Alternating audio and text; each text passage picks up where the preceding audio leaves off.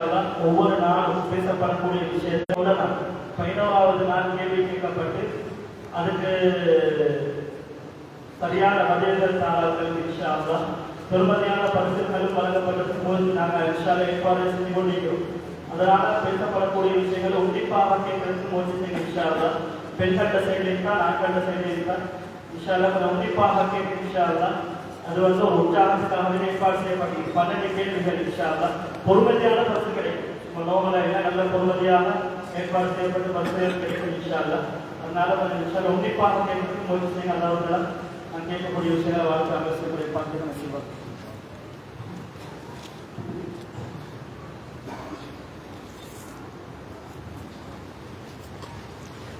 بسم الله الرحمن الرحيم. الحمد لله رب العالمين والصلاة والسلام على أشرف الأنبياء والمرسلين. أما بعد فقد قال الله تعالى في كلامه العزيز وفرقانه المجيد وما أرسلناك إلا رحمة للعالمين. صدق الله العظيم. கண்ணியமான சகோதரர்களே, பெரியார்களே, தாய்மார்களே, சகோதரர்களே, நபி ஸல்லல்லாஹு அலைஹி வஸல்லம் அவர்கள் பிறந்த மாதமாகிய ரபீஉல் அவ்வலை முன்னிட்டு அக்குருணை ஜம்இய்யத்துல் உலமாவினால் சில மஸ்ஜிதுகளை தெரிவு செஞ்சு அந்த மஸ்ஜிதுகளில் நபி ஸல்லல்லாஹு அலைஹி வஸல்லம் அவர்களுடைய வாழ்க்கை வரலாறுகளை பற்றி ஒவ்வொரு நாளும் ஒவ்வொரு தலைப்புகளில் எங்களுக்கு முன்னால் வைக்கப்படுகிறது. கண்ணியமான சகோதரர்களே, நபி ஸல்லல்லாஹு அலைஹி வஸல்லம் வாழ்க்கை குறிப்பிட்ட ஒரு காலத்தில் சில தினங்களில் பேசப்பட வேண்டிய கேட்கப்பட வேண்டிய விடயமல்ல. அது அன்றாடம் ஒவ்வொரு நாளும் எமது வாழ்க்கையில் நாம் நபி அவர்களுடைய வாழ்க்கை வரலாறுகளை படித்து கொண்டே இருக்க வேண்டும். அது படித்து முடிக்க முடியாத ஒரு கடலாக இருக்கிறது. நபி ஸல்லல்லாஹு அலைஹி வஸல்லம் சீராவை பற்றி பல அறிஞர்களும் நூல்கள் எழுதியிருக்கிறார்கள். பலரும் பல கோணங்களில் எழுதியிருக்கிறார்கள். இன்று வரைக்கும் எழுதி கொண்டிருக்கிறார்கள். இதுவரைக்கும் நபி அவர்களுடைய வாழ்க்கை வரலாறு எழுதி முடிக்கப்படவில்லை. அந்த அளவுக்கு நபி அவருடைய வாழ்க்கை வரலாறுகளிலே படிப்பினைகள் நிறைந்து காணப்படுகின்றன. எனவே நாம் அதிகமாக அந்த வரலாறுகளை படிக்க வேண்டும், எங்களுடைய பிள்ளைகளுக்கு சொல்லிக் கொடுக்க வேண்டும். ஏனென்றால் நபி ஸல்லல்லாஹு அலைஹி வஸல்லம் அவர்களை அல்லாஹ் தஆலா முழு மனித சமுதாயத்துக்குமான வழிகாட்டியாக அனுப்பியிருக்கிறான். முழு மனித சமுதாயத்துக்கும் நேரான வழியை காட்டுவதற்கு, இருளில் இருந்த அந்த மக்களை வெளிச்சத்தின் பக்கம் கொண்டு வருவதற்காக வேண்டி அல்லாஹ் தஆலா நபி அவர்களை அனுப்பினான். நபி ஸல்லல்லாஹு அலைஹி வஸல்லம் அவர்கள்தான் அனைத்து படைப்பினங்களிலும் மிகவும் சிறந்த அஃதலுல் ஹல்க். அதிலே மாற்று கருத்துக்கு இடம் கிடையாது. அனைத்து மலக்குமார்களை விடவும், அனைத்து நபிமார்கள் ரசூல்மார்களை விடவும், ஏனைய மனிதர்களை விடவும், 7 வானங்கள் 7 பூமிகளை விடவும் நபி ஸல்லல்லாஹு அலைஹி வஸல்லம் அவர்கள்தான் சிறந்தவர்கள். அது மாத்திரமல்ல, அஹப்புல் ஹல்கி இலல்லாஹி தஆலா, அல்லாஹுக்கு மிகவும் விருப்பமானவர்கள். அனைத்து படைப்பினங்களிலும் அல்லாஹுக்கு மிக விருப்பமானவர்கள் நபி ஸல்லல்லாஹு அலைஹி வஸல்லம். எனவே அவர்களுடைய வாழ்க்கை வரலாறை படிப்பது நம்முடைய கடமையாக இருக்கிறது, தேவையாக இருக்கிறது. என்று எத்தனையோ பேருடைய வாழ்க்கை வரலாறுகளை படித்துக் கொண்டிருக்கிறோம். வாலிபர்கள் எடுத்துக்கொண்டால் அற்பமானவர்களுடைய வாழ்க்கை வரலாறுகளை தெரிந்து வைத்திருக்கிறார்கள். அவர் எப்பொழுது பிறந்தார், என்னென்ன செய்திருக்கிறார், எந்த வருடம் என்ன சாதித்தார், என்னென்ன விடயங்கள் எல்லாம் அற்பமானவர்களை பற்றி தெரிந்து வைத்திருக்கிறார்கள். ஆனால் நபி ஸல்லல்லாஹு அலைஹி வஸல்லம் எங்களை காணாமலே எங்களுக்காக வேண்டி அழுதவர்கள். எங்களை காணாமலே எங்களுக்காக வேண்டி அழுதவர்கள். எங்களை காணாமலே எங்களுக்காக வேண்டி அடிபட்டவர்கள், எங்களுக்காக வேண்டி ஏற்றிப்பட்டவர்கள். அப்படி என்றால் நபி அவர்களோடு நான் எவ்வளவு அன்பாக இருக்க வேண்டும், அவர்களை நான் எவ்வளவு நேசிக்க வேண்டும். கண்ணியமானவர்களே, அந்த நபி ஸல்லல்லாஹு அலைஹி வஸல்லம் அவர்களை அல்லாஹ் தஆலா பல்வேறு சிறப்பம்சங்களை கொண்டு அவர்களை சிறப்பாக்கி இருக்கிறான். ஏனைய நபிமார்களுக்கு ரசூல்மார்களுக்கு கொடுக்காத சில சிறப்பம்சங்களை நபி அவர்களுக்கு அல்லாஹ் தஆலா கொடுத்திருக்கிறான். அதிலே மிக முக்கியமான ஒன்றுதான் அல்லாஹ் தஆலா நபி ஸல்லல்லாஹு அலைஹி அவர்களை இறுதி நபியாக ஆக்கியிருக்கிறார். நபிமார்களுக்கு முத்திரை. நபி அவர்களுடைய வருகையோடு நபிமார்களுடைய வருகைக்கு சீல் வைக்கப்பட்டு விட்டது. அதற்கு பின்னர் எந்த ஒரு நபியும் வர முடியாது. அப்படி யாராவது நான் நபி என்று சொன்னால் சொன்னவரும் காபிராகிவிட்டார், அவரை நம்பியவரும் காபிராகிவிட்டார். எந்த அளவுக்கு என்றால், ஒருவர் நான் நபி என்று சொல்ல இன்னொருவர் நீ நபி என்பதற்கு என்ன ஆதாரம் என்று ஆதாரத்தை கேட்டாலும் அவர் காபிராகி விடுவார். கியாமத் நாள் வரைக்கும் எந்த ஒரு நபியும் வர முடியாது.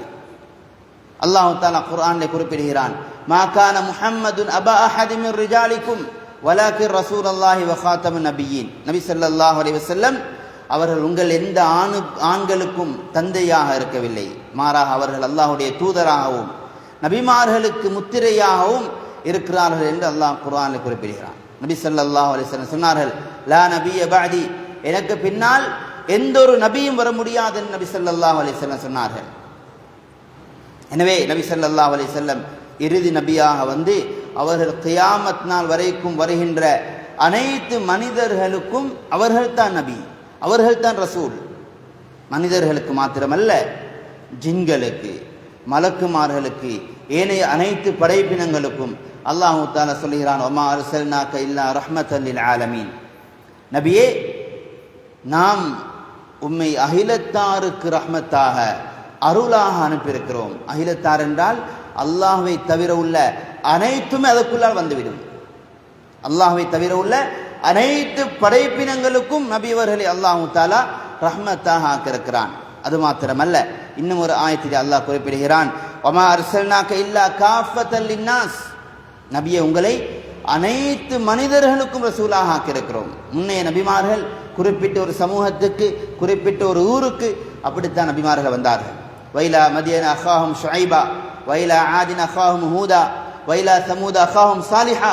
இப்படித்தான் அல்லாஹ் தஆலா குர்ஆனில் குறிப்பிடுகிறான். சமூது கூட்டத்துக்கு சாலிஹ் அலைஹிஸ்ஸலாம் அவர்களை, ஆது கூட்டத்துக்கு ஹூதா அலைஹிஸ்ஸலாம் அவர்களை, மதியன் வாசியில் ஷுஐப் அலைஹிஸ்ஸலாம் அவர்களை, அதே போன்று இன்னும் பல ஆயிரக்கணக்கான நபிமார்கள் பனு இஸ்ரவேலர்களிலே வந்திருக்கிறார்கள். நபி மூசா அலைஹிஸ்ஸலாம், ஈசா அலைஹிஸ்ஸலாம், இவர்களெல்லாம் பனு இஸ்ரவேலர்களுக்கு மாத்திரம் நபிமார்களாக ரசூல்மார்களாக வந்தவர்கள். ஆனால் நபி ஸல்லல்லாஹு அலைஹி வஸல்லம் அவர்களை பார்த்து அல்லாஹ் கூறுகிறான், குல் யா அய்யுஹன் நாஸ் இன்னி ரசூலுல்லாஹி இலைக்கும் ஜமீஅன்.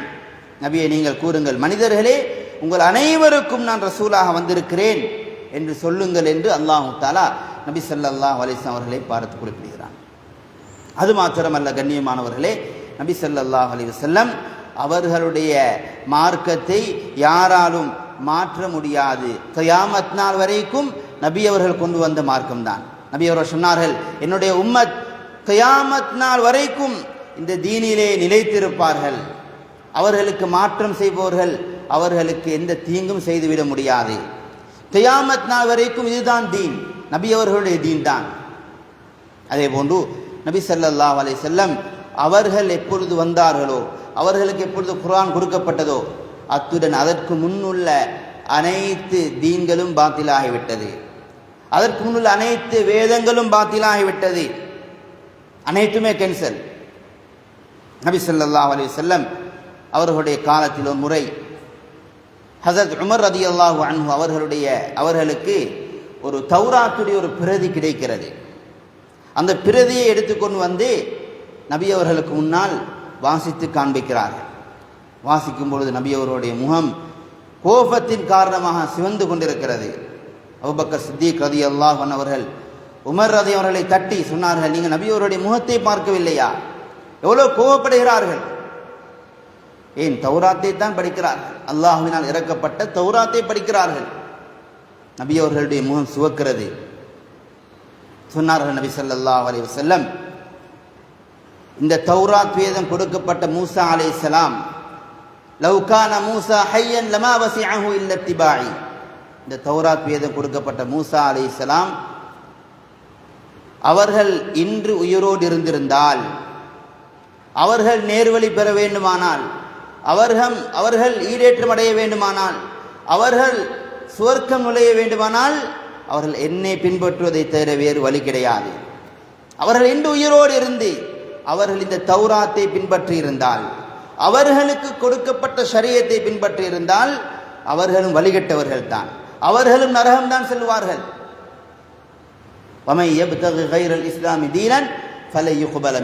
இஸ்லாத்தை தவிர வேறொரு மார்க்கத்தை எவர் தீனாக எடுத்துக்கொள்கிறாரோ அவரிடமிருந்து எந்த ஒரு அமலும் ஏற்றுக்கொள்ளப்பட மாட்டாது என்று அல்லாஹ் குறிப்பிடுகிறார். இதே போன்று நபி ஸல்லல்லாஹு அலைஹி வஸல்லம் அவர்களுக்கு பல்வேறு சிறப்பம்சங்கள் இருக்கிறது. கியாமத்துடைய நாளையில் முதலாவது பூமி பிளந்து எழுப்பப்படுபவர்கள் எங்களுடைய நபி ஸல்லல்லாஹு அலைஹி வஸல்லம் அவர்கள்தான் முதலாவது எழும்பி வருவார்கள். அவர்கள்தான் முதலாவது சுவர்க்கத்துடைய கதவை தட்டுவார்கள். அவர்கள்தான் முதலாவது சுவர்க்கம் நுழைவார்கள். நபி அவர்கள் சுவர்க்கம் நுழையும் வரைக்கும் வேறு யாருக்கும் சுவர்க்கம் நுழைய முடியாது. சுவர்க்கம் ஹராம் என்று சொன்னார்கள். நபி அவர்கள் முதலாவது சுவர்க்கம் செல்வார்கள். கியாமத்துடைய நாளையில் பலரும் சிபாரிசு செய்வார்கள். நபி ஸல்லல்லாஹு அலைஹி வஸல்லம் அவர்கள்தான் முதலாவது மக்களுக்காக வேண்டி சிபாரிசு செய்யக்கூடியவர்கள். அவர்களுடைய சிபாரிசு தான் முதலாவதாக ஏற்றுக்கொள்ளப்படும். அது மாத்திரமல்ல, அல்லாஹு தஆலா நபி அவர்களுடைய வாழ்நாளின் மீது ஆயுளின் மீது சத்தியம் செய்திருக்கிறான். லஅம்ருக இன்னஹும் லஃபீ சக்ரத்திஹிம் யஅமஹூன். நபியே, உங்களுடைய ஆயுளின் மீது சத்தியமாக, உங்களுடைய ஆயுளின் மீது சத்தியமாக அவர்கள் போதையிலே இருக்கிறார்கள் என்று அல்லாஹ் குறிப்பிடுகிறார். அல்லாஹ் தஆலா ஒரு விடயத்தின் மீது சத்தியம் செய்வதாக இருந்தால் எவ்வளவு மகத்தான விடயமாக இருக்க வேண்டும். அல்லாஹ் தஆலா வேறு யாருடைய ஆயுளின் மீதும் சத்தியம் செய்யவில்லை.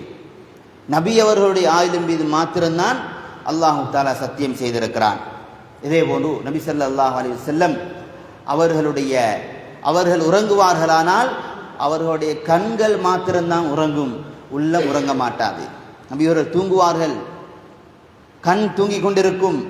ஆனால் பக்கத்தில் இருந்து யாராவது பேசினால் அவர்களுக்கு அது விளங்கக்கூடியதாக இருக்கும். தூங்கி எழும்பியதன் பின்பும் அந்த விடயங்கள் எல்லாம் ஞாபகத்திலே இருக்கும். அவருடைய கண்கள் மாத்திரம்தான் தூங்கும். நபி அவர்கள் சொன்னார்கள், இன்ன ஐனைய தனாமான் வலா யனாமு கல்பி. என்னுடைய கண்கள் மாத்திரம்தான் உறங்கும், என்னுடைய உள்ளம் உறங்க மாட்டாது என்று சொன்னார்கள். அதே போன்று எவ்வாறு நாம் எங்களுக்கு முன்னால் உள்ளதை நாம் பார்க்கிறோமோ இதே போல் நபி ஸல்லல்லாஹு அலைஹி வஸல்லம் அவருடைய முதுகுக்கு பின்னால் உள்ளதையும் பார்ப்பார்கள். முன்னால் உள்ளதை பார்ப்பதை போன்றே முதுகுக்கு பின்னால் உள்ளதையும் பார்ப்பார்கள். இருளிலே நபி அவர்கள் பார்ப்பார்கள். சுப்ஹானல்லாஹ், எந்த அளவுக்கு அல்லாஹ் கண்ணியப்படுத்தியிருக்கிறான். அவர்களுக்கு நிழலே கிடையாது. உலகத்தில் எல்லா பொருட்களுக்கும் நிழல் இருக்கிறது. நாம் பாதையிலே நடந்தால் நிழல் இருக்கிறது எங்களுக்கு. ஆனால் நபி ஸல்லல்லாஹு அலைஹி வஸல்லம் அவர்களுக்கு மாத்திரம் நிழல் கிடையாது. அவர்களுடைய உடலிலே கொசு மொச்ச மாட்டாது, ஈ மொச்ச மாட்டாது. அந்த அளவுக்கு அல்லாஹ் தஆலா அவர்களை பரிசுத்தமானவர்களாக கண்ணியமானவர்களாக ஆக்கியிருக்கிறார். இதே போன்று கண்ணியமானவர்களே, நபி ஸல்லல்லாஹு அலைஹி வஸல்லம் அவர்களுக்கு பல்வேறு அற்புதங்களை அல்லாஹ் தஆலா கொடுத்தான்.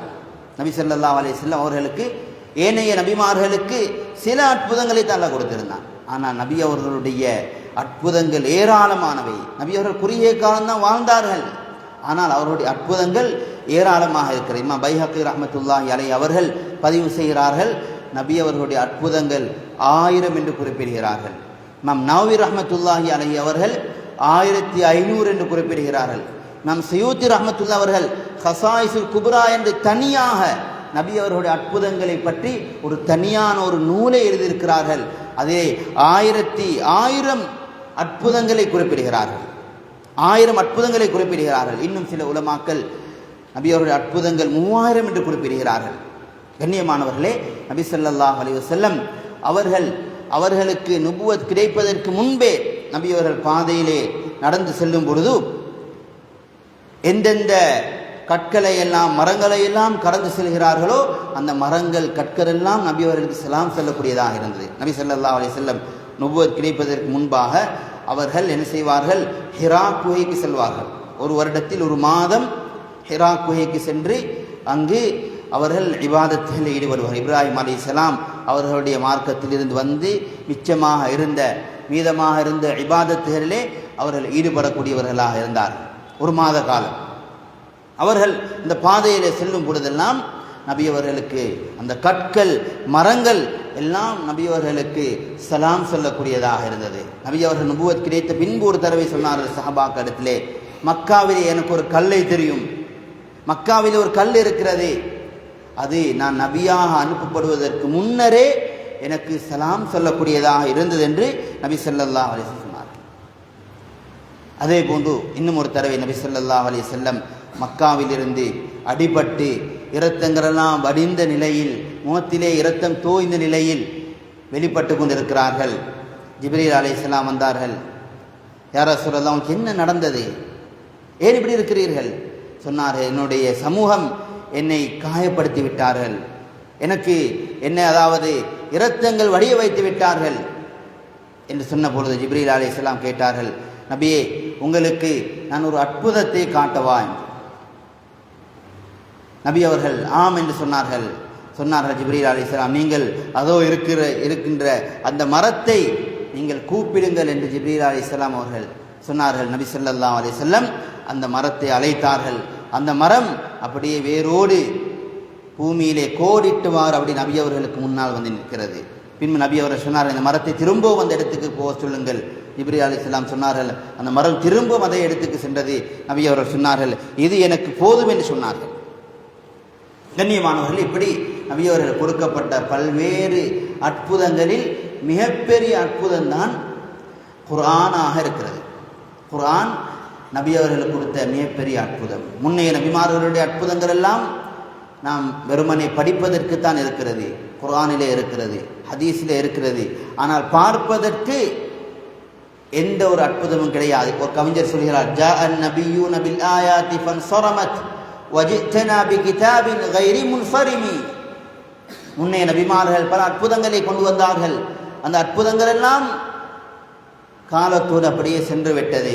ஆனால் நீங்கள் எங்களுக்கு கொண்டு வந்திருக்கின்ற இந்த அற்புதம் அது ஒருபோதும் முடியாதது, காலத்தால் முடியாதது, அது நிரந்தரமானது. இன்று வரைக்கும் கியாமத் நாள் வரைக்கும் இருக்கின்ற ஒரு அற்புதம் என்றால் அது குர்ஆன் தான். எப்படியான காலத்தில் குர்ஆன் வருகிறது? அன்றைய மக்கள் அரபு பாஷையிலே பாண்டித்தியம் பெற்றிருந்த கவிதைகளிலே பிரசங்கங்களிலே போட்டி போடுகின்ற காலம். உக்காத் போன்ற சில சந்தைகள் அது கவிதை சந்தை, பொருட்களை விற்பது வாங்குவது மாத்திரமில்லாமல் அது கவிதைகளுடைய சந்தையாக இருந்தது. விசேஷமான கவிதைகளை அவர் காபத்துல்லாவிலே தங்கத்தால் எழுதி கொழுவி வைப்பார்கள். அந்த அளவுக்கு அரபு பாஷையிலே பாண்டித்தியம் பெற்றிருந்த ஒரு காலம். அந்த காலத்தில் அவர்களுடைய அந்த இலக்கிய நயத்துக்கு சவாலாக அல்லாஹ் தஆலா குர்ஆனை இறக்கினான். அந்த மக்கள் பல்வேறு குற்றச்சாட்டுகளை சொன்னார்கள். இது நபி அவர்கள் முஹம்மது இதனை இட்டுக்கட்டி சொல்கிறார் என்று அவர்கள் பல குற்றச்சாட்டுகளை வைத்தார்கள். அல்லாஹ் தஆலா சவால் விடுகிறான். எப்படி சவால் விடுகிறான்? முழு மனித சமுதாயத்தையும் பார்த்து ஒரு சவால் விடுகிறான். அரேபியர்களை பார்த்து தனியாக ஒரு சவால் விடுகிறான். என்ன சவால்? குல் லைன் இஜ்தமஅத்தில் இன்சு வல் ஜின் அலா அன் யஅது பிமிஸ்லி ஹாதல் குர்ஆன் லா யஅதூன பிமிஸ்லிஹி வலவ் கான பஅதுஹும் லிபஅதின் ظஹீரா. மனிதர்கள் ஜின்கள் அனைவரும் ஒன்று சேர்ந்தாலும் இந்த குர்ஆனை போன்ற ஒன்றை கொண்டு வர முடியாது. குர்ஆனை போன்ற ஒன்றை உருவாக்க வேண்டும் என்று மனிதர்கள் ஜின்கள் அனைவரும் ஒன்று சேர்ந்து முயற்சி செய்தாலும் அவர்களால் கொண்டு வர முடியாது என்று அல்லாஹ் தஆலா கூறுகிறான். அரேபியர்களை பார்த்து அல்லாஹ் சொல்கிறான், ஃபல்யஅது பிஹதீஸின் மிஸ்லிஹி. நீங்கள் இதனை நபி அவர்கள் இட்டு கட்டியதாக நீங்கள் சொல்கிறீர்களா? நபி அவர்கள் புனைந்து சொன்னதாக நீங்கள் சொல்கிறீர்களா? இதே போன்ற ஒரு குர்ஆனை, இதே போன்ற ஒரு பேச்சை உங்களால் கொண்டு வர முடியுமா? செய்து காட்டுங்கள் என்று அல்லாஹ் தஆலா சவால் விட்டான். சரி, உங்களுக்கு இதே போன்ற ஒரு குர்ஆனை கொண்டு வர முடியாதா? அம் யகூலூன இஃப்தரா குல் ஃபஅது பிஅஷ்ரி சுவரின் மிஸ்லிஹி முஃப்தரயாத்.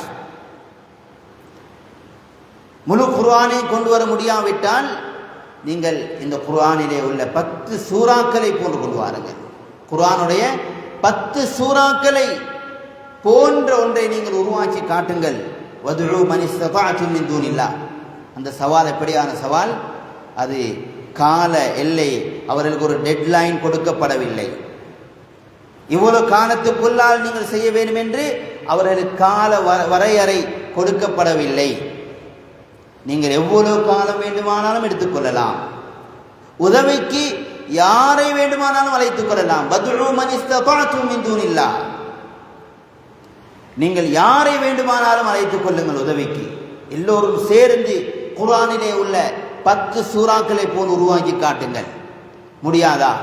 குல் ஃபஅது பிசூரத்தின் மின் மிஸ்லிஹி, குர்ஆனுடைய ஒரே ஒரு சூறாவை போன்று, இன்னா அதைனாக்கல் கௌசர், அந்த சிறிய சூறாவை போன்ற ஒரு சூறாவையாவது, ஒரே ஒரு சூறாவை உங்களால் முடியுமானால் நீங்கள் கொண்டு வாருங்கள் என்று அல்லாஹு தஆலா அவர்களை பார்த்து சவால் விட்டார். பல முயற்சிகள் செய்தார்கள். எப்படியாவது நபி அவர்களுடைய இந்த சவாலை முறியடிக்க வேண்டும் என்று முயற்சி செய்தார்கள். முயற்சி செய்தவர்களெல்லாம் தோற்று போனார்கள். யாராலும் அப்படியான ஒன்றை கொண்டு வர முடியவில்லை. இன்று வரைக்கும் முடியாது, கியாமத் நாள் வரைக்கும் முடியாது. ஏனென்றால் இது அல்லாஹுடைய கலாம், இது அல்லாஹுடைய பேச்சு. அதிலே அல்லாஹு தஆலா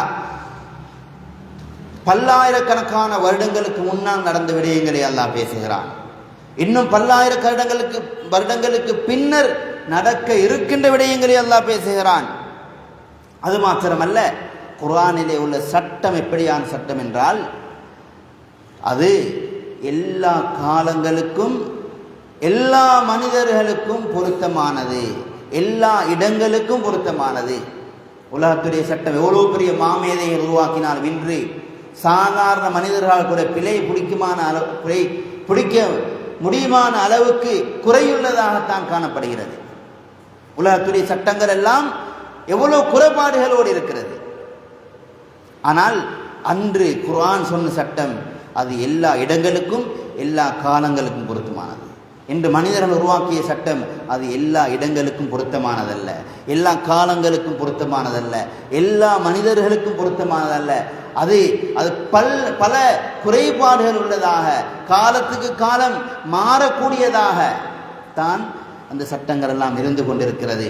கண்ணியமானவர்களே, அல்லாஹுடைய சட்டம் அப்படி அல்ல. இன்று வரைக்கும் அதிலே ஒரு சிறிய ஒரு பிழையை கூட கண்டுபிடிக்க முடியாது. அல்லாஹ் சொன்ன சட்டங்களிலே சிறிய ஒரு இந்த சட்டம் இந்த இடத்துக்கு பொருந்தாது, இந்த காலத்துக்கு பொருந்தாது, இந்த சமூகத்துக்கு பொருந்தாது என்று ஒரு சிறிய ஒரு சட்டத்தை கூட சொல்ல முடியாது. அது மாத்திரமல்ல, குர்ஆன் முற்று முழுதாக அன்றைய அரேபியர்கள் அன்றாட வாழ்க்கையில் அவர்கள் பேசிக்கொண்டிருந்த அவர்களுடைய பேச்சு நடைகளுக்கு முற்றிலும் மாற்றமானதாக இருந்தது. அவர்கள் கவிதைகளிலே பாண்டித்தியம் பெற்றவர்களாக இருந்தார்கள். அன்று சாஸ்திரக்காரர்கள் இருந்தார்கள், குறி சொல்பவர்கள் இருந்தார்கள். நபி அவர்களுடைய குர்ஆனை கேட்டவர்கள் எல்லாம் ஆச்சரியப்பட்டார். இது என்ன?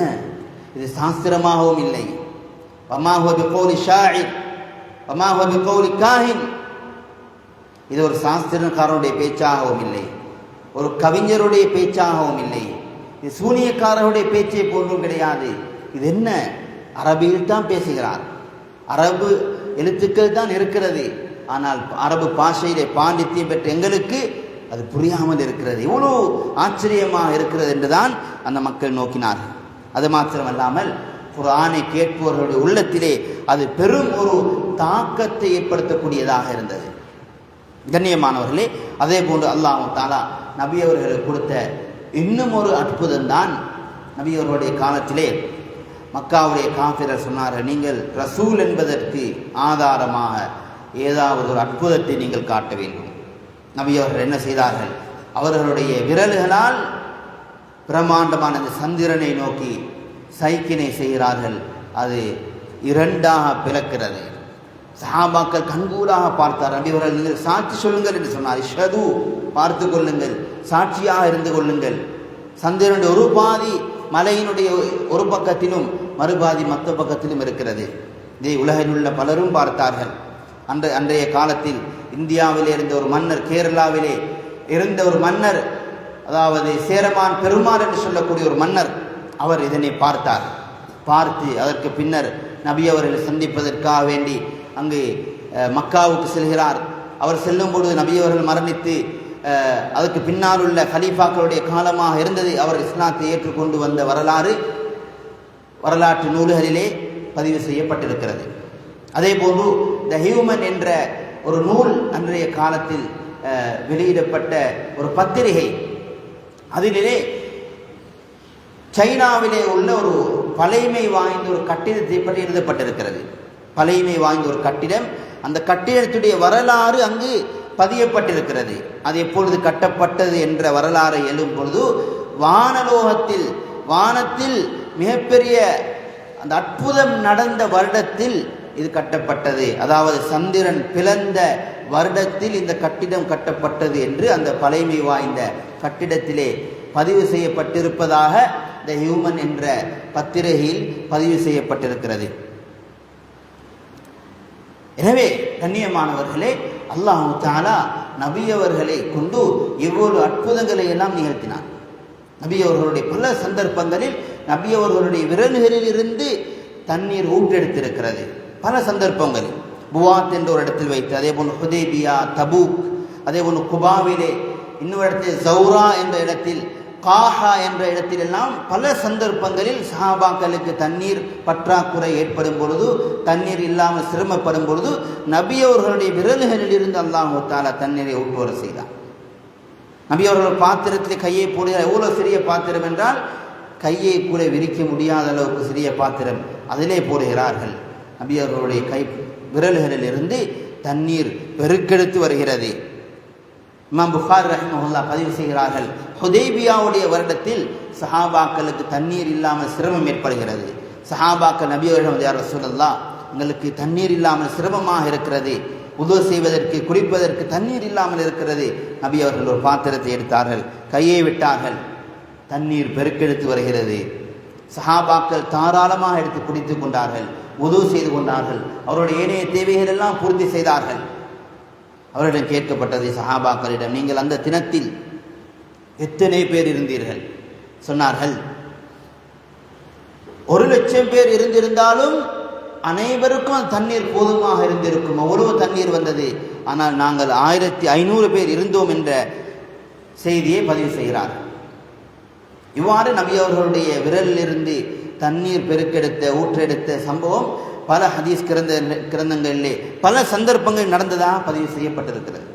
அதே போன்று சாப்பாட்டிலே பரக்கத் ஏற்பட்டது, சாப்பாடு அதிகரிக்கக்கூடிய சந்தர்ப்பங்கள் பல சந்தர்ப்பங்கள் நடந்திருக்கிறது. இமாம் புகாரி ரஹிமஹுல்லாஹ் பதிவு செய்கிறார்கள், அனஸ் பின் மாலிக் ரலியல்லாஹு அன்ஹு அவர்கள் அறிவிக்கிறார்கள், ஒருமுறை உம்மு சுலைம் ரலியல்லாஹு அன்ஹா நபி அவர்களுக்கு சாப்பாடு வைக்கிறார்கள். ரொட்டிகளை உடைத்து போட்டு அதிலே ஆனத்தை ஊற்றுகிறார்கள். நபி ஸல்லல்லாஹு அலைஹி வஸல்லம் அந்த சாப்பாட்டிலே ஏதோ சொன்னார்கள், சில ஓதல்களை ஓதினார்கள். அதற்கு பின்னர் சொன்னார்கள், 10 பேருக்கு அனுமதி கொடுங்கள் என்று சொன்னார்கள். 10 பேர் வந்தார்கள். அவர்கள் வயிறு நிறைய சாப்பிட்டு விட்டு வெளியே சென்றார்கள். அடுத்து 2வது தடவை சொன்னார்கள், இன்னும் 10 பேரை அனுமதியுங்கள். 10 பேர் வந்தார்கள். இப்படி 10 பேராக வந்து கிட்டத்தட்ட 70-80 பேர் அதனை சாப்பிட்டார்கள் என்று நாம் புகாரி ரஹ்மத்துல்லாஹி அலைஹி அவர்கள் பதிவு செய்கிறார்கள். அதே போன்று ஹந்தக் யுத்தத்திலும் நபி ஸல்லல்லாஹு அலைஹி வஸல்லம் அவர்களிடம் சஹாபாக்கள் வந்து சொன்னார்கள், யா ரசூலல்லாஹ், பெரியொரு கற்பாறை வந்திருக்கிறது, எங்களால் உடைக்க முடியாமல் இருக்கிறது. நபி ஸல்லல்லாஹு அலைஹி வஸல்லம் வந்தார்கள். வந்து ஒரு அடி அடித்தார்கள், அது வெடிக்கிறது. வெடிக்கும் பொழுது ஒரு வெளிச்சம் வருகிறது. அதிலே நபி அவர்களுக்கு ஷாமுடைய செங்கோட்டைகள் எல்லாம் காட்டப்படுகிறது. 2வது அடி அடிக்கிறார்கள், அதிலிருந்து ஒரு வெளிச்சம் வருகிறது. நபி அவர்களுக்கு பாரசீகத்துடைய பொக்கிஷங்கள் எல்லாம் நபி அவர்களுக்கு காட்டப்படுகிறது. 3வது அடி அடித்தார்கள், யமனுடைய பொக்கிஷங்கள், யமனுடைய கோட்டைகள் எல்லாம் காட்டப்பட்டது. சொன்னார்கள், இவற்றையெல்லாம் என்னுடைய சமுதாயம், என்னுடைய உம்மத் பின்னால் வெற்றி கொள்வார்கள் என்று சொன்னார்கள். அந்த சந்தர்ப்பத்திலே ஜாபிர் ரலியல்லாஹு அன்ஹு அவர்கள் நபி அவர்களை அவதானித்தார்கள். அவர்களுடைய வயிற்றிலே 2 கற்கள் கட்டப்பட்டிருக்கிறது பசியின் காரணமாக. நபி அவர்களிடம் அனுமதி கேட்டார்கள், யா ரசூலல்லாஹ், எனக்கு வீட்டுக்கு செல்வதற்கு அனுமதி தாருங்கள். வீட்டுக்கு சென்று மனைவியிடம் கேட்டார்கள். நபி ஸல்லல்லாஹு அலைஹி வஸல்லம் அவர்கள் பசியோடு இருக்கிறார்கள், வீட்டிலே உணவு ஏதாவது இருக்கிறதா? மனைவி சொன்னார், கொஞ்சம் மாவு இருக்கிறது, ஒரு ஆட்டுக்குட்டி இருக்கிறது. ஆட்டுக்குட்டி அறுத்தார்கள், ரொட்டி சுட்டார்கள். நபி அவர்களிடம் சொன்னார்கள், யா ரசூலல்லாஹ், உங்களோடு ஒருவரை அல்லது இருவரை அழைத்து கொண்டு வாருங்கள். நபி ஸல்லல்லாஹு அலைஹி வஸல்லம் கேட்டார்கள், எவ்வளவு சாப்பாடு இருக்கிறது? விடயத்தை சொன்னார்கள். நபி ஸல்லல்லாஹு அலைஹி வஸல்லம் சொன்னார், ஹந்தக் வாசிகளே, நீங்கள் அனைவரும் ஜாபிருடைய வீட்டுக்கு வாருங்கள். இவர்களுக்கு சங்கடமாகிவிட்டது. கொஞ்சம் சாப்பாடு இருக்கிறது. இவர்கள் அனைவரும் வந்தால் நான் எவ்வாறு சாப்பாடு கொடுப்பது? ஓடோடி வந்தார்கள். அவர்கள் ஓடுவதை பார்த்த நபி ஸல்லல்லாஹு அலைஹி சொன்னார்கள், நீங்கள் சாப்பாட்டை ஒன்றும் செய்ய வேண்டாம், அப்படியே அடுப்பிலே வைத்து விடுங்க நான் வரும் வரைக்கும். ஜாபிர் ரலியல்லாஹு வீட்டிலே வந்து மனைவியிடம் சொன்னார்கள், நபி ஸல்லல்லாஹு அலைஹி வஸல்லம் ஹந்தக் வாசிகள் எல்லோரையும் அழைத்துக் கொண்டு வருகிறார்கள். மனைவி கேட்டார், நபி அவர்களின் விடயத்தை சொன்னீர்களா? ஆம் சொன்னேன். அப்படி என்றால் நபி அவர்கள் பார்த்துக் கொள்வார்கள். நபி ஸல்லல்லாஹு அலைஹி வஸல்லம் வந்தார்கள். ரொட்டியை வைத்து அதிலே கறியை ஊற்றி கொடுக்கிறார்கள். கொடுத்து கொண்டே இருக்கிறார்கள். 1000 பேருக்கு கொடுத்தார்கள். இதே போன்று இன்னும் ஒரு சந்தர்ப்பத்திலே, அதுவும் ஹந்தக்கில் தான், பஷீர் இப்னு சஅத் ரலியல்லாஹு அன்ஹு அவர்களுடைய மகளிடத்திலே அவர்களுடைய மனைவி உம்ரா பின்த் ரவாஹா ரலியல்லாஹு அன்ஹா கொஞ்சம் ஈச்சப்பழங்களை கொடுத்து அனுப்புகிறார்கள். உன்னுடைய தந்தைக்கும் உன்னுடைய மாமா அப்துல்லா பின் ரவாஹாவுக்கும் இதனை கொடுத்து விட்டுவா என்று. அந்த சிறுமி அதனை எடுத்துக்கொண்டு வரும்பொழுது நபி அவர்களை கடந்து செல்கிறாள். நபி அவர்கள் அந்த சிறுமியை அழைத்து, மகளை என்ன எங்கு செல்கிறாய் என்று கேட்கிறார்கள். அந்த சிறுமி சொல்கிறார், யார் ரசூலல்லாஹ், என்னுடைய தாய் இதனை என்னுடைய தந்தைக்கும் மாமாவுக்கும் கொடுக்கும்படி இதனை தந்தார். நபி அவர்கள் சொன்னார்கள், அதனை என்னுடைய கரத்தில் கொட்டுவாயா? அந்த சிறுமி சொல்கிறார், நான் கொட்டினேன். நான் நபி அவர்களுடைய கரத்திலே அந்த ஈச்சப்பழங்களை நான் கொட்டினேன். அது நபி அவர்களுடைய கரம் நிரம்பக்கூடிய அளவுக்கு கூட இருக்கவில்லை. நபியோடைய 2 கைகளும் நிறையக்கூடிய அளவுக்கு கூட அந்த ஈச்சப்பழங்கள் இருக்கவில்லை. அவ்வளவு கொஞ்சம் ஈச்சப்பழங்கள். அதனை நபி அவர்கள் ஒரு ஆடையை கொண்டு வர சொல்லி அதிலே போட்டார்கள். எல்லா சஹாபாக்களையும் சாப்பிடுவதற்கு அழைத்தார்கள். எல்லா சஹாபாக்களும் வந்து சாப்பிட்டார்கள். அது சாப்பிட அந்த ஈச்சப்பழங்கள் அதிகரித்து கொண்டே இருக்கிற, எந்த அளவுக்கு அதிகரித்தது என்றால் அது ஆடைக்கு வெளியிலும் கொட்டக்கூடிய அளவுக்கு அந்த ஈச்சப்பழங்கள் அதிகரித்து கொண்டதே என்று பதிவு செய்கிறார்கள். இவ்வாறு பல சந்தர்ப்பங்களில் அல்லாஹ் தஆலா அவர்களின் மூலமாக பல அற்புதங்களை நிகழ்ச்சி காட்டினார். நபி அவர்கள் பின்னால் நடக்கக்கூடிய விடயங்களை சொன்னார்கள். கிஸ்ரா அழிந்து விட்டால் அதற்கு பின்னர் வேறொரு கிஸ்ரா கிடையாது. கைசர் அழிந்து விட்டால் அதற்கு பின்னர் கைசர் கிடையாது என்று நபி ஸல்லல்லாஹு அலைஹி வஸல்லம். கிஸ்ரா என்றால் பாரசீகத்துடைய அரசர்களுக்கு கிஸ்ரா என்று சொல்லப்படும். ரோமாபுரியுடைய அரசர்களுக்கு கைசர் என்று சொல்லப்படும். அன்றிருந்த மிகப்பெரிய வல்லரசுகள், உலகத்தை ஆட்டி படைத்துக் கொண்டிருந்த பல்லாயிரக்கணக்கான வருடங்கள் நாகரிகங்கள் கொண்ட பெரும் வல்லரசுகள். நபி ஸல்லல்லாஹு அலைஹி சொன்னார், அந்த வல்லரசுகள் எல்லாம் அழிந்து போகும். இன்னொரு ரிவாயத்திலே சொன்னார்கள், அந்த ரோம் பாரசீகத்துடைய பொக்கிஷங்களை எல்லாம் நீங்கள் அல்லாஹுடைய பாதையிலே செலவழிப்பீர்கள் என்று சொன்னார்கள். இதே போல நபி ஸல்லல்லாஹு அலைஹி வஸல்லம் பின்னால் நடக்கின்ற விடயத்தை சொன்ன இன்னொரு விடயம் தான், நபி ஸல்லல்லாஹு அலைஹி வஸல்லம் அவர்கள் ஹிஜ்ரத் செல்லும் பொழுது மக்காவுடைய காஃபிர்கள் நபி அவர்களுடைய தலையை கொண்டு வருவதற்கு 100 ஒட்டகங்கள் சன்மானமாக அறிவித்தார்கள்.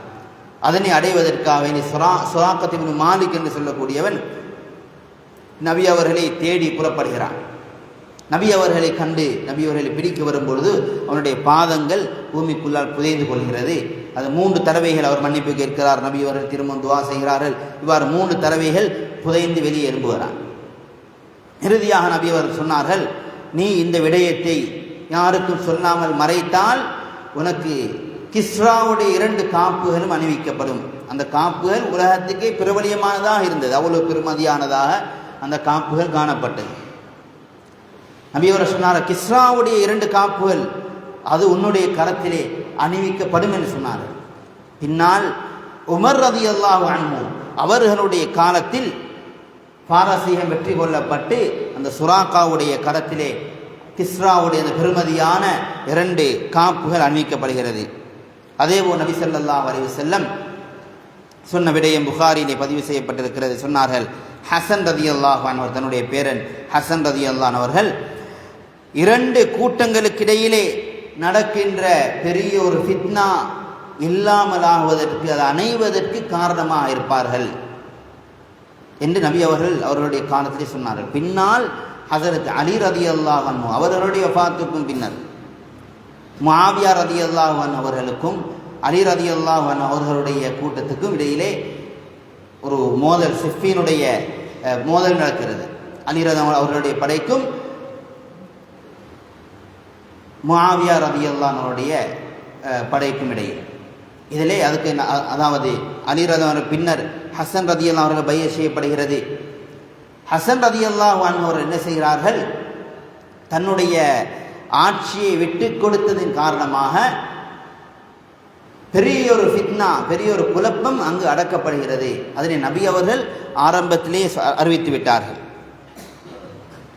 அதே போல நபி ஸல்லல்லாஹு அலைஹி வஸல்லம் அவர்கள் பிரசங்கங்கள் செய்யும் பொழுது, குத்பாக்கள் செய்யும் பொழுது அவர்களுடைய மஸ்ஜிதில், எங்களுடைய மஸ்ஜிதிலே தூண்கள் இருப்பதை போல் நபி அவருடைய மஸ்ஜிதிலே மரங்களுடைய தண்டுகள் தான் தூணாக இருந்தது. நபி அவர்கள் வளமையாக ஒரு தண்டிலே, ஒரு தூணிலே சாய்ந்து கொண்டு பிரசங்கம் செய்வார்கள். சஅத் இப்னு உபாதா ரலியல்லாஹு அன்ஹு அவர்கள் ஹிஜ்ரி 7 அல்லது 8 முஸ்லீம்கள் அதிகரித்து விட்டார்கள். அதனால் அவர்கள் ஒரு மஷூரா சொன்னார்கள், யார் ரசூலல்லாஹ், நீங்கள் ஒரு மிம்பரை செய்து கொண்டால் நல்லம். ஏனென்றால் மக்களுடைய தொகை அதிகமாக இருக்கிறது, ஒரு மிம்பரிலே ஏறி நீங்கள் பிரசங்கம் செய்தால் நன்றாக இருக்கும் என்று அவர்கள் ஒரு மஷூரா சென் அடிப்படையில் அவர்களுக்கு ஒரு மிம்பர் தயாரிக்கப்படுகிறது. நபி ஸல்லல்லாஹு அலைஹி வஸல்லம் முதல் முறையாக அந்த மிம்பரிலே ஏறி குத்பா செய்கிறார்கள். ஏதோ முனுகல் சத்தம் கேட்கிறது. ஒரு ரிவாயத்திலே வருகிறது, 10 மாதங்கள் நிறைந்த ஒரு கற்பம் தரித்த ஒரு ஒட்டகம் அழுவதை போன்று ஒரு சத்தம் கேட்கிறது. அது அந்த சத்தம் எங்கிருந்து வரை கவனமாக கேட்டால் அது அந்த உயிர் இல்லாத அந்த மரத்தண்டிலிருந்து வருகிறது. மரத்தண்டு உயிர் கிடையாது, ஆனால் உயிர் இல்லாத அந்த மரத்தண்டு அழுகிறது. நபி அவர்கள் மிம்பரிலிருந்தே இறங்கி வந்து அந்த மரத்தண்டை, அந்த தூணை அணைத்து, எவ்வாறு ஒரு சிறு பிள்ளை அழும் பொழுது அந்த பிள்ளையை நாம் அரவணைத்து தட்டி எவ்வாறு நாம் அதனுடைய அழுகையை அடக்குவோமோ அதே போல நபி ஸல்லல்லாஹு அலைஹி வஸல்லம் அந்த தூணுடைய மரத்தண்டுடைய அழுகையை தட்டி தட்டி அவர்கள் அமைதிப்படுத்தினார்கள். ஹஸனுல் பஸ்ரி ரஹிமஹுல்லாஹ் அவர்கள் இந்த ஹதீஸை ரிவாயத் செய்யும்போது சொல்வார்கள், உயிரில்லாத அந்த மரத்தண்டு நபி அவர்கள் மீது உள்ள அன்பின் காரணமாக, பாசத்தின் காரணமாக அழுகிறது என்றால், நீங்கள் நபி அவர்களுடைய பாசத்தின் காரணமாக அழுவதற்கு நீங்கள் தான் மிகவும் தகுதியானவர்கள் என்று சொல்வார்கள். இதே போன்று இந்த ஹதீஸ் முத்தவாத்திர் என்று சொல்வார்கள். அதாவது பல அறிவிப்பாளர்களின் மூலமாக சஹாபாக்கள், பின்னால் வந்தவர்கள் எல்லோரும் அதிகமானவர்கள் அறிவித்த ஒரு ஹதீஸாக இது இருக்கிறது. இதே போலதான் நபி ஸல்லல்லாஹு அலைஹி வஸல்லம் மஜ்லிஸிலே சாப்பாடு தஸ்பீஹ் செய்யக்கூடிய சத்தத்தை கூட சஹாபாக்கள் கேட்டார்கள். புகார் ரஹிமஹுல்லாஹ் பதிவு செய்கிறார்கள், அப்துல்லா இப்னு மஸ்ஊத் ரலியல்லாஹு அன்ஹு அவர்களுடைய ஹதீஸ் சொல்கிறார்கள், குன்னா நஸ்மா தஸ்பீஹ தஆம் வஹுவ யுக்கல். நபி அவர்களுடைய மஜ்லிஸிலே சாப்பாடு சாப்பிடப்பட்டு கொண்டிருக்கும் பொழுது தஸ்பீஹ் செய்யக்கூடிய சப்தத்தை நாங்கள் செவியுறக்கூடியவர்களாக இருந்தோம் என்று கூறுகிறார்கள். இன்னும் பல சந்தர்ப்பங்களிலே கற்கள் தஸ்பீஹ் செய்யக்கூடிய சப்தங்களையும் சஹாபாக்கள் கேட்டிருக்கிறார்கள். இவ்வாறு பல ரிவாயத்துகள், அனைத்துமே சஹீஹான ரிவாயத்துகளிலே பல நபியவர்களுடைய அற்புதங்கள், ஆயிரக்கணக்கான அற்புதங்கள் நபியவர்களுடைய அல்லாஹு தாலா இப்படியான அற்புதங்களை கொண்டு நபியவர்களை கண்ணியப்படுத்தினார். அதில் இன்னும் ஒரு மிகப்பெரிய அற்புதம் தான் நபி ஸல்லல்லாஹு அலைஹி வஸல்லம் அவர்களுடைய விண்ணுலக யாத்திரை. அதே போன்று இஸ்ராவுடைய பயணம், மக்காவிலிருந்து மஸ்ஜிதுல் ஹராமிலிருந்து பைத்துல் மக்திஸுக்கு நபி அவர்கள் செய்த பிரயாணம், ஒரு மாத தூரம், செல்வதற்கு ஒரு மாதம், வருவதற்கு ஒரு மாதம். ஆனால் நபி அவர்கள் ஒரே இரவிலே பிரயாணம் செய்கிறார்கள். அது மாத்திரமல்ல, அதற்கு பின்னர் 7 வானங்களையும் தாண்டி பிரயாணம் செய்கிறார்கள். எவ்வளவு நேரம் அந்த பிரயாணம்? நபி அவர்களுடைய படுக்கையில் இருந்த அந்த சூடு தணிவதற்கு முன்னர் திரும்பி வந்து விட்டார்கள். இது அல்லாஹுக்கு லேசான விடயம், இது அல்லாஹுக்கு ஒரு பாரமான விடயம் கிடையாது. கியாமத்துடைய நாளையிலே அல்லாஹு தஆலா மக்களை விசாரணை எவ்வாறு செய்வான், சரீஉல் ஹிசாப், அல்லாஹு தஆலா மிக வேகமாக விசாரணை செய்யக்கூடியவன் என்பதற்கு விளக்கம் எழுதும் பொழுது உலமாக்கள் எழுதுகிறார்கள், அல்லாஹு தஆலா உலகத்தில் உள்ள 6 மணித்தியாலங்களில் இத்தனை மனித கோடிகளுக்கும் ஜின்களுக்கும் அல்லாஹு தஆலா விசாரணை செய்து முடித்து விடுவான். இது அல்லாஹுக்கு ஒரு சிம்பிளான ஒரு விடயம். அல்லாஹு தஆலா நபி அவர்களே ஒரே இரவிலே பைத்துல் மக்திஸ்க்கு அழைத்து சென்று 7 வானங்கள், பூமியிலிருந்து முதலாவது வானத்துக்கு 500 வருடங்களுடைய தூரம், ஒவ்வொரு வானங்களுக்கு இடைப்பட்ட தூரம் 500 வருடங்கள், இவ்வளவு ஒரு நீண்ட தூரத்தை அல்லாஹு தஆலா நபி அவர்களை ஒரே இரவிலே அழைத்து சென்று அவர்கள் வீட்டுக்கு திரும்பி வந்து விட்டார்கள். கண்ணியமானவர்களே, அல்லாஹு தஆலா அவர்களை கொண்டு மிக இவ்வளோ பெரிய அற்புதத்தை நிகழ்த்தி காட்டினான்.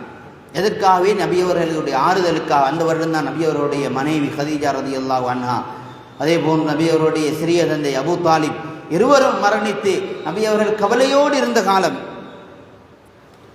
அதற்கு பின்னர் நபி ஸல்லல்லாஹு அலைஹி வஸல்லம் தாயிஃபுக்கு செல்கிறார்கள். தாயிஃபுடைய மக்கள் நபியவர்களுக்கு நோவினை செய்கிறார்கள், அவர்களை அழித்து விரட்டுகிறார்கள். இந்த கவலைகள் எல்லாம் நபியவர்களுக்கு இருக்கும் பொழுது அல்லாஹ் அவர்களை கண்ணியப்படுத்துவதற்காக வேண்டி வானலோகத்துக்கு அழைத்து தொழுகையை கொடுத்து அல்லாஹ் அவர்களை கண்ணியப்படுத்தினான். எனவே கண்ணியமானவர்களே, இவ்வாறு நபி அவர்களுடைய அற்புதங்கள் பேசுவதாக இருந்தால் இன்னும் நிறைய பேசிக்கொண்டே இருக்கலாம். பல நூல்களிலே விரிவாக எழுதப்பட்டிருக்கிறது. பேசுவது நோக்கமல்ல. கண்ணியமானவர்களே, இவ்வளவு ஒரு அற்புதமான இந்த நபியை நாம் எவ்வளோ நேசிக்க வேண்டும், அவர்களை நாம் எவ்வளோ படிக்க வேண்டும், அவருடைய சுண்ணாக்களை நாம் ஹயாத்தாக்க வேண்டும். என்று நபி அவருடைய சுண்ணாக்கள் அது பரிகாசம் செய்யப்படுகிறது, அற்பமாக கருதப்படுகிறது. அனைத்து உலமாக்களும் ஏகோபித்த ஒரு கருத்து தான், சுண்ணாக்களை அற்பமாக கருதுவது குஃப்ரை உண்டாக்கும். நபி அவருடைய சுண்ணாவை ஒருவர் பரிகாசம் செய்தால், அற்பமாக கருதினால் அவர் காஃபிராகி விடுவார். கண்ணியமாக பயங்கரமான ஒரு காலத்தில் இருக்கிறோம். நபி அவருடைய சுண்ணாக்களை நாம் எங்கள் குடும்பங்களில், பிள்ளைகளில், எங்கள் ஊரில், உலகத்திலே நாம் ஹயாத்தாக்க வேண்டும். அதுதான் இப்படியான நிகழ்வுகளுடைய நோக்கமாக இருக்கிறது. வெறுமனை இந்த கதைகளை படிப்பது, பேசுவது, நபியவரை புகழ்ந்து பாடல்கள் பாடுவது, இப்படி ஒரு சமுதாயம் ஏமாந்து கொண்டிருக்கிறது. நபியவரை புகழ்ந்து பேசுவது, புகழ்ந்து பாடல்களை படிப்பது அது நோக்கமல்ல. அல்லாஹ் சொல்கிறான், லகத் கான லக்கும் ஃபீ ரசூலில்லாஹி உஸ்வத்துன் ஹஸனா. ஈமான் கொண்டவர்களுக்கு ரசூலுடைய வாழ்க்கையிலே அழகிய முன்மாதிரி இருக்கிறது. இன்னொரு ஆயத்தில் அல்லாஹ் சொல்கிறான், நபியை நீங்கள் சொல்லுங்கள், அல்லாஹ்வை நீங்கள் நேசிக்கக்கூடியவர்களாக இருந்தால் என்னை பின்பற்றுங்கள், அல்லாஹ் உங்களை நேசிப்பான், உங்களுடைய பாவங்களை மன்னிப்பான். எனவே அல்லாஹ் தஆலா நபி ஸல்லல்லாஹு அலைஹி வஸல்லம் அவர்கள் உண்மையான முறையிலே நேசித்து அவர்களுடைய சுன்னாக்களை முழுமையாக எமது வாழ்க்கையிலே எடுத்து நடந்து அவனுடைய பொருத்தத்தை அடையக்கூடிய கூட்டத்தில் அல்லாஹ் தஆலா சேர்த்தருள்வானாக. வ ஆகிரு தஅவானா அல்ஹம்துலில்லாஹி ரப்பில் ஆலமீன்.